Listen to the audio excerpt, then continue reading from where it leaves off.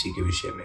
और हाँ, सबकी जो परेशानी है, प्रॉब्लम है कि लक्ष्मी घर में टिकती नहीं है, आती नहीं है, इसके संदर्भ में भी देवसैनी एकादशी के दिन हम क्या कर सकते हैं, ये मोस्ट इंपॉर्टेंट आपके लिए वीडियो होने वाला है। तो आप सबसे मेरा निवेदन है कि आप जो व्रत करते हैं वो भी, और जो व्रत नहीं भी करते हैं, वैसे करना चाहिए फर्स्ट ऑफ ऑल कि हम लोग व्रत करें।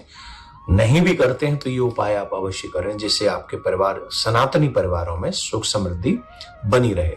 तो ये बहुत आवश्यक एक वीडियो है। इस वीडियो को देवसैनी एकादशी से पहले, जिसमें कंफ्यूजन है कि 16 को है कि 17 को, 16 को है कि 17 को है, इसको भी हम आपको बताएंगे।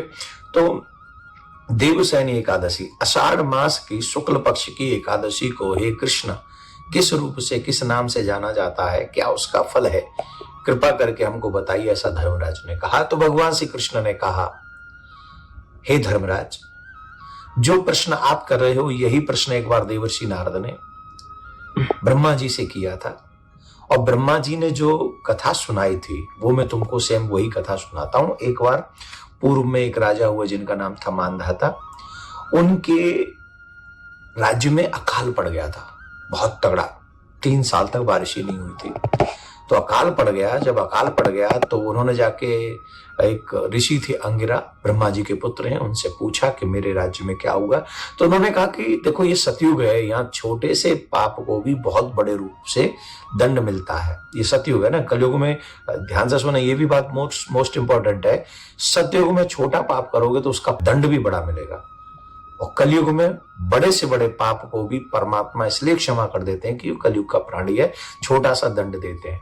तो इसका मतलब है बड़ा सत्कर्म, अगर छोटा छोटा सत्कर्म भी करेंगे, एकादशी का व्रत करेंगे, तो सहज में हमारा कल्याण हो सकता है। अब इसका मतलब नहीं पाप खूब करो, पाप करोगे तो छोटा भी दंड मिलेगा। तो कलयुग में वो लोग बड़ा दंड सहने लिए योग्य थे, सतयुग में हम लोग छोटा, वो कोरोना भी नहीं सह पाते, समझ रहे हैं ना। तो इसलिए पाप से निवृत्ति, दूरियां बना के रखें और अच्छाई को ज्यादा से ज्यादा करें, जिससे कलयुग में छोटा नाम आधारा, छोटा सा नाम जपो और कल्याण हो जाएगा। इतना बड़ा फल लाभ है कलयुग में। तो इसलिए बोले तुम्हारे राज्य में कोई ना कोई कार्य तो ऐसा हो रहा है जो नहीं होना चाहिए।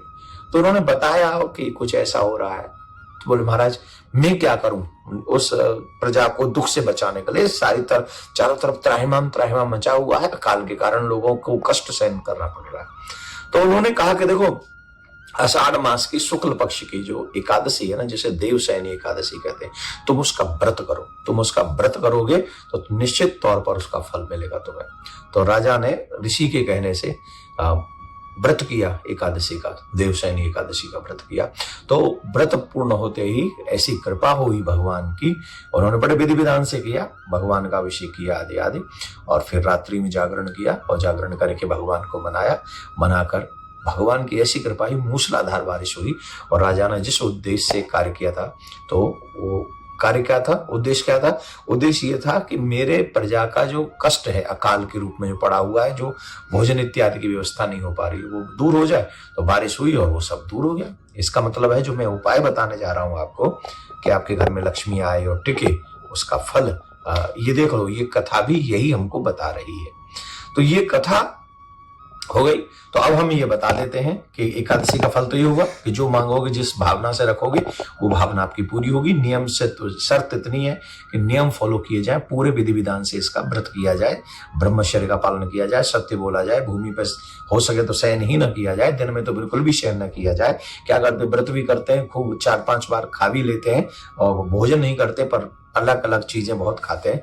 तो ये थोड़ा सा व्रत का सा माहौल बनाकर रात्रि में हो सके तो जागरण करें, और उसके बाद भगवान का अभिषेक भी पहले करें स्नान के बाद। तो संकल्प लें कि हम व्रत करने वाले हैं, हम इस कार्य को करने वाले हैं, तो इस चीज को संकल्प करें। मेरा नाम यह है, मेरा गोत्र यह है, मैं देवसैनी एकादशी का व्रत कर रहा हूँ। तो देवसैनी एकादशी अपने आप में बहुत बड़ी है।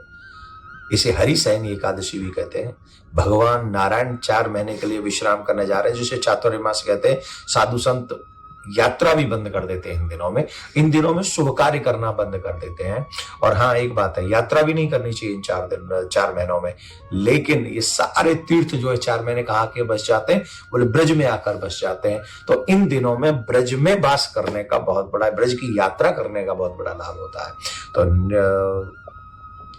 श्रावण मास में आपको मालूम ही है, भगवान भोलेनाथ के पार्थिव शिवलिंग का निर्माण होने जा रहा है और शिव महापुराण की कथा होने जा रही है। समय मिले तो ब्रज की यात्रा कीजिएगा और अपने हाथों से पार्थिव शिवलिंग बनाइएगा। ये तो खैर मैंने एक मैसेज दे दिया।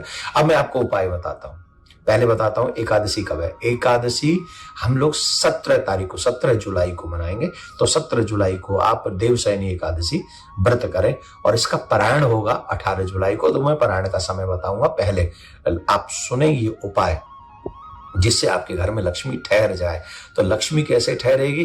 तो आप एक कार्य कीजिएगा कि एकादशी का व्रत जब करें, ब्रह्म मुहूर्त में जब आप उठें, स्नान करें, स्नान के बाद में दक्षिण मुखी शंख लें और दक्षिण मुखी शंख में लेकर शंख से भगवान विष्णु का अभिषेक करें पंचामृत से अभिषेक करें। और जब आप पंचामृत से भगवान विष्णु का, लक्ष्मी माँ का अभिषेक करेंगे तो इससे माँ लक्ष्मी बहुत शीघ्र प्रसन्न होंगी और माँ लक्ष्मी आपके घर में निवास करने का निश्चय करेंगी। दूसरा और एक उपाय बताता हूं कि जब पूजन हो जाए, पूजन करके माँ लक्ष्मी का, नारायण भगवान का पूजन करके, मीन्स राधा कृष्ण का पूजन करके, मीन्स सीताराम जी का पूजन करके, समझ गए, उनका पूजन करके आप उन पर ₹1.25 या तो ₹1.25 तो मिलेगा नहीं तो ₹11 ले लें और चांदी का सिक्का हो तो चांदी का सिक्का ले लें और वो नारायण भगवान के ऊपर, लक्ष्मी जी के ऊपर, राधा कृष्ण जी के ऊपर, प्रियकांत जी के ऊपर ऐसे न्यौछावर करें और न्यौछावर करके वहीं रख दें। और जब पारायण करें दूसरे दिन, तब वहां से उसको लें और लाल वस्त्र में या पीले वस्त्र में, पीला वस्त्र ज्यादा शुभ है, पीले वस्त्र में लें। भगवान को पीला रंग ज्यादा पसंद है, नारायण भगवान को। तो पीले वस्त्र में बांध कर वो जो धन है वो पोटली ले और वो जहां आप धन रखते हैं, तिजोरी कहते हैं, खजाना कहते हैं, जो भी कहते हैं, वहां रख दे। इसके बाद धीरे धीरे ये व्रत करेंगे, व्रत का ये फल इसमें आएगा और ये फल आएगा तो क्या होगा, आपके घर में सुख समृद्धि अवश्य वास करेगी। ऐसा हम संतों का मत बता रहे हैं, ठीक है ना, ये बात ध्यान रखें। अब एकादशी पारायण का समय हम बता रहे हैं 18 जुलाई को सुबह 5:35 से प्रारंभ होगा और 8:21 तक हम लोग पारायण कर सकते हैं। तो आप सभी देवशयनी एकादशी का